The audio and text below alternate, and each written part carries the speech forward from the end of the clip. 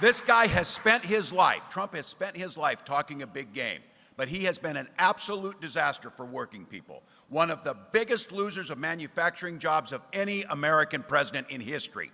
Under Donald Trump, we saw 280,000 Michigan jobs gone. 30,000 of those manufacturing jobs gone. Nearly 9,000 auto industry jobs gone. Trump's presidency was an endless string of broken promises. He actually came here to Warren when he first ran, and he promised you, under a Trump presidency, you won't lose a single plant.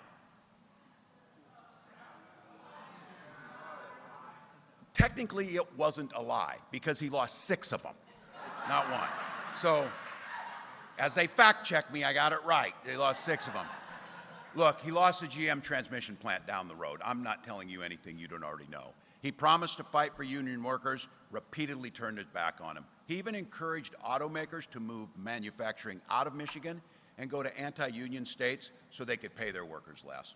There's the reason that the UAW members endorsed Kamala Harris, and your president and many of your members called him exactly what he was, a scab. All right, we all get it. Americans worry about it. He promised you he would stop the offshoring of jobs, but he cut taxes for corporations that during his presidency shipped 200,000 jobs overseas. He awarded $425 billion in federal contracts to companies that were offshoring those jobs. So some of you, this is spinning right now, you're thinking. So he gave your tax dollars to companies who sent your jobs abroad. That's Donald Trump.